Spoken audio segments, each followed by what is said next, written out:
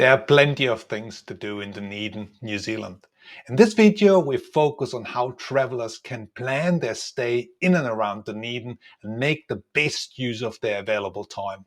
My name is Michael, so let's get started. So let's look at the location for Dunedin first. It's right here in the southeast corner of the South Island. It's around about 5 hours drive from Christchurch up here. It's around about 4 hours drive heading into Queenstown, which is located central Otago, or it's another 5-hour drive to Fiordland to Tairoa. A couple of words on the history for Dunedin. Dunedin is actually the Gaelic name for Edinburgh. It was established 1848. Before that, Maori population, indigenous Maori, came here around about 1300. A major impact for the region was the gold rush days between 1860s and 1890s, which created a huge wealth for Dunedin, which had an important port. And we can see that in a minute when we go through the different highlights Dunedin city has to offer. Generally, in my job as a travel designer, people would come to Dunedin for two reasons. First of all, it's wildlife, which is located here on the Otago Peninsula. The second reason is we have the only castle here. We have a couple of historic places, but I will go through that step by step. So let's get started with Dunedin city and the highlights there. So most travelers would arrive with a rental car. Depending on the available time for their overall holiday in New Zealand, there's also an option to fly into Dunedin. We have an airport here about 25 kilometers outside town. This is a very smart way to combine a flight from the North Island coming down to Dunedin. So let's say you have 2 or 3 days or nights in Dunedin. So there are options, accommodation options, of course, in central Dunedin. From hotels, motels, bed and breakfast, which you can use as a base. But there are also really cool accommodation options out on the peninsula, which I'll talk about in a minute. Let's assume you would arrive in the early afternoon, so you already have some time to explore the city center area. One of the places I recommend is Olveston Historic Home. As you can see, this is a historic homestead full of opulence, dating back to the gold mining days, where, as I mentioned before, Dunedin was very wealthy, and this is a classic example of these beautifully restored and kept historic places here in the center of Dunedin. Another popular place, if you're into beer, is the Speights Brewery. You can actually join a guided tours in the afternoon as well. So here's some pictures of the guided tour. I do recommend to book that early. It's fairly straightforward. You can do it online. So book this prior to arrival because it's a very popular thing to do. You can see everything is pretty much central. Once you stay in Dunedin city, you got the Octagon, which is right in the heart. You got some cafes around that. It's a pretty cafe house scene. We have around about 160,000 people living in Dunedin, with about 22,000 students. So Dunedin is a student town. We have the University of Otago, which is located here in the northern part. Not far away from that is actually the Otago Museum, which is very interesting, reflecting the local history. So let's have a quick look at that. So as often with museums in New Zealand, they have a broad spectrum of exhibitions, from whale skeletons to Maori wakas, canoes. But in general terms, lots of history, especially with the Maori population, that kind of southeastern corner and Stewart Island, there've been a lot of Maori settlements, and it's a very important part. Also a little bit of the Pacifica, the seafarers, the Polynesian seafarers. It's very interesting what's happened over the years. So the Otago Museum is a really cool place. If the weather conditions are not too perfect, you might want to hang around for an hour or two, but this is all pretty much located in central Dunedin. I mentioned briefly some cafes and restaurants in the Octagon area. Here's one, Vogel Street Kitchen, which is really cool. It's located in an older part of Dunedin, and there's not only beautiful food, cafe, but there's also a little bit of a street art scene. So that's quite famous. That Vogel Street, you want to be aware of that. So that's all in that kind of corner. Very rustic, very popular. So perfect if you kind of arrive for lunch first. Here we are. New Zealand has beautiful coffees, as you can see. So Vogel Street, keep that in mind. So not far away from Vogel Street is also the Chinese Garden. There's a close association with the Chinese population because during the gold rush days, there were lots of Chinese gold miners coming over to central Otago, and obviously Dunedin was a major port where they would arrive and would depart. So the Chinese Garden is a cool little place to just pop in on the way. Everything is located very centrally. Now the next one is Dunedin railway station. As you can see, yet again, it's very close. Octagon, you can walk down here towards the railway station. I'll show you a couple of pictures. It's a beautiful building. It's not much train traffic happening. There's one scenic train into the central Otago area, Tairoa Gorge train, but as far as I understand, it does run infrequently at the moment, so there's no train, major train traffic happening any longer. That was during the restoration project. We only have, by the way, a couple of trains really in the North Island, the Northerner, and we have in the South Island between Christchurch and 𝗏𝗏𝗃𝗃𝗃, and I will do another video on that one too. So before we head over to the Otago Peninsula, I want to show you a couple of spots you might be interested in. Well, one is the Scottish shop. As I mentioned before, Dunedin is the Scottish word for Edinburgh. So there's a lot of history in respect of Scots migrating to this part of New Zealand. It's a very basic shop, but you never know. It's not far away. You probably pass it when you're walking around in central Dunedin anyway. So the Scottish shop, you might have a quick look at that. Another place every guidebook and video seem to mention is Baldwin Street. This is in the northern part of Dunedin, and it's apparently the steepest road in the world. It's 34.8% climb going up Baldwin Street. So it's a famous place where people go and to experience the steepness of the road. It's a bit of an interesting picture here. So that is Baldwin Street in the northern part of Dunedin. So before we head over to the Otago Peninsula, if you find this video helpful, please subscribe below. There's also a travel planning sheet in the description box you can download, which helps you with your overall travel planning. Now, as you can see, there's lots to do in Dunedin city, but there's even more so lots to do out on the peninsula.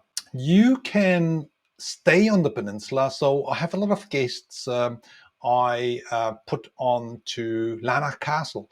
Larnach Castle is a property which is located right on the top of the peninsula. It's the only castle-style property in New Zealand.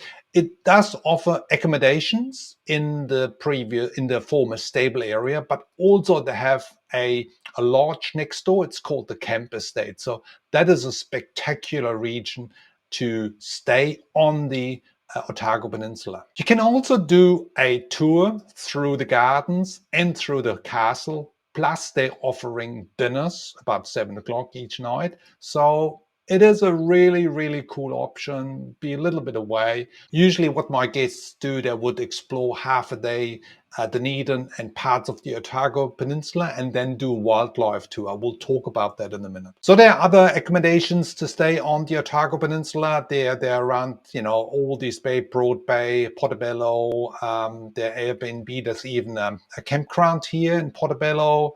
You have Kaimata Retreat, which is a beautiful, exclusive kind of location. It's perfect for families. But yeah, there around the peninsula, there's a number of Airbnb and motels, etc. you want to stay. So if you prefer to be outside Dunedin, very cool to stay here. So let's go into the highlights really for the Otago Peninsula. Let's start right over here on the southern side. We've got 𝗥𝗲𝗃𝗀𝗃𝗀 beach, this is something very local. There's some accommodation options here as well. We stayed there for a week or so a few years ago. It's a really cool place, very, very good vibe. It's not Mediterranean vibe, but it's southern beaches looking straight out towards the ocean, but not far away from St. Clair's beach is actually Tunnel Beach, and this is an absolute must you have to visit. It's a kind of a limestone kind of cliffs walkway with even a tunnel you can go through there. It doesn't take long, but I would recommend, because it's quite steep in parts, you want to have proper walking shoes. But the scenery is just spectacular on a fine day, and especially. Please be aware that also that part of New Zealand has a lot of wind. We get there in a minute with the Albatross colony, but so that's Tunnel Beach. I think that's part of that time you want to spend either half a day in Dunedin and the Otago Peninsula, or even the whole time available. All depends on time. If you have 2-3 nights, that's easily to incorporate. So if you head onto the Otago Peninsula, I do recommend to use the Highcliffe Road. This is a spectacular road right on the top of the peninsula with stunning views. There's another road here going 𝗏𝗏𝗃𝗃 Road, quite windy. Yeah, definitely you can do that, but first I would suggest to go up Highcliffe Road, but you also have access to some other beaches, like here is Sandfly Point. That is another cracker I really like.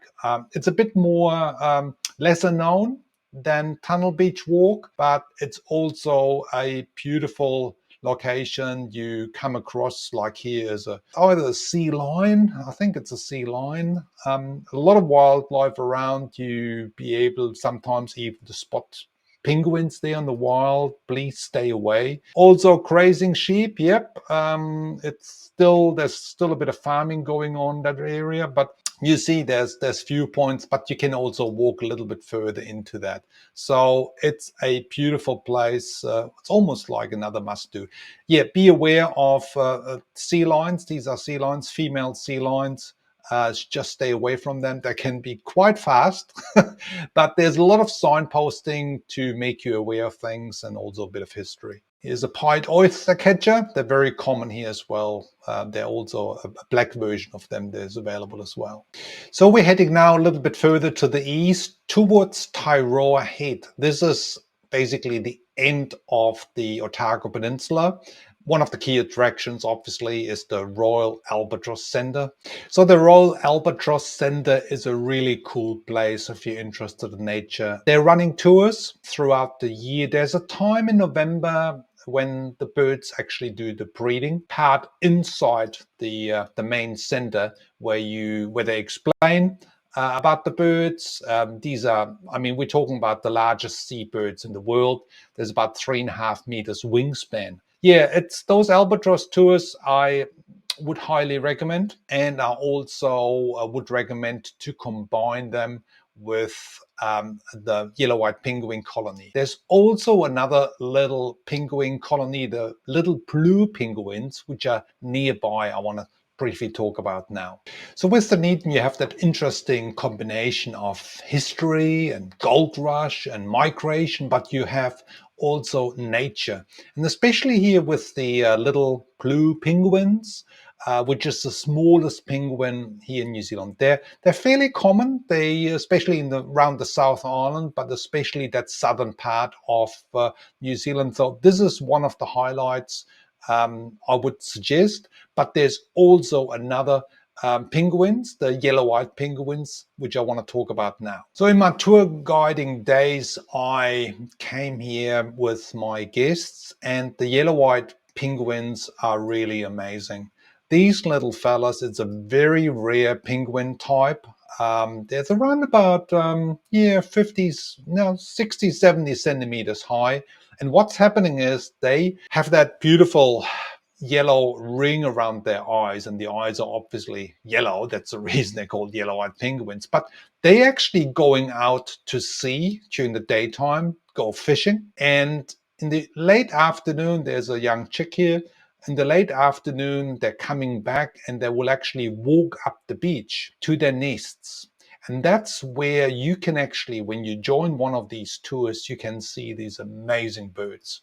They have a bit of a struggle. There's lots of challenges these birds face, predators, etc. But there is a lot of protection going on for these birds. And if you join one of the tours, you're actually supporting those conservation projects. So you can easily combine the albatross colony with the yellow-eyed penguin, which is also here is an accessible beach, which is owned by a farmer, but that's all part of a tour.